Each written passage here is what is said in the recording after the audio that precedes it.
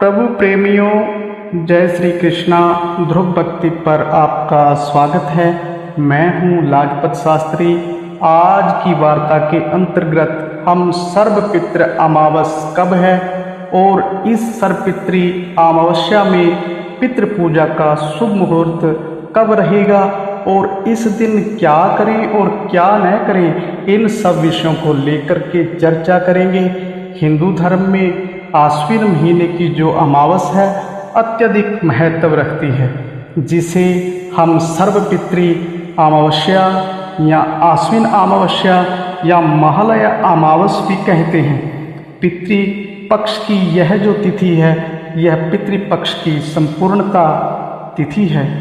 सर्वपितृ अमावस पर पितरों के लिए श्राद्ध, तर्पण, पिंडदान आदि कर्म किए जाते हैं, जिससे उनकी आत्मा को शांति प्राप्त हो और उनका आशीर्वाद हमें प्राप्त हो।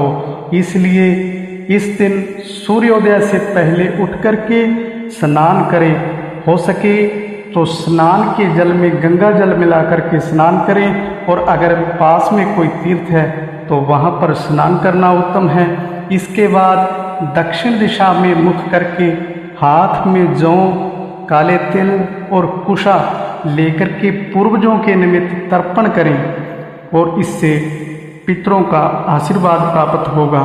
इस दिन गायें, कुत्ते, कौवे व चींटियों के लिए श्राद्ध का भोजन निकालना चाहिए और अपनी सामर्थ्य के अनुसार ब्राह्मण को भोजन कराएं और उनको दक्षिणा दें।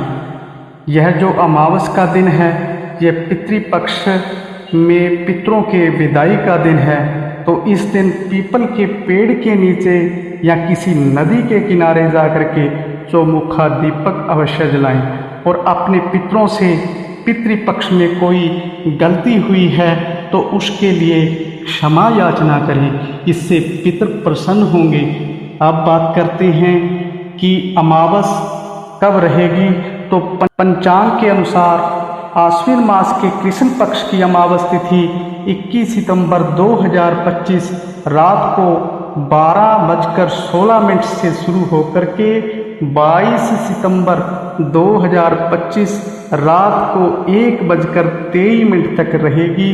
अब उदय तिथि के अनुसार 21 सितंबर 2025 को सर्वपितृ अमावस्या यानी कि आश्विन अमावस मनाई जाएगी।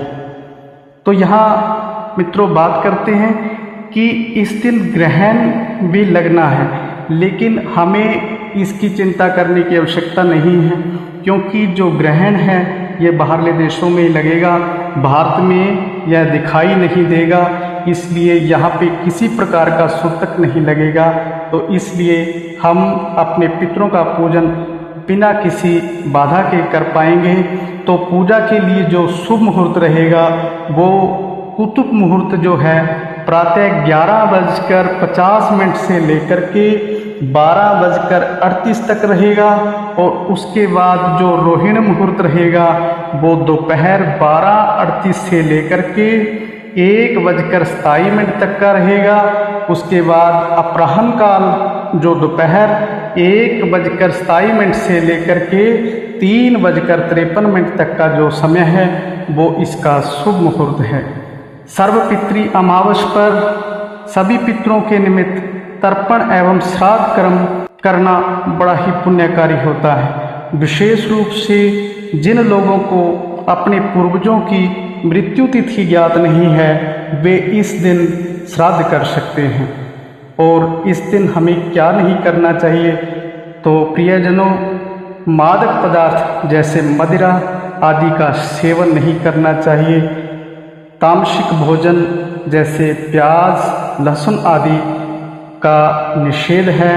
और इस दिन नाखून काटना, बाल आदि कटवाना, इस दिन कपड़े धोना, इन सभी का निषेध कहा गया है।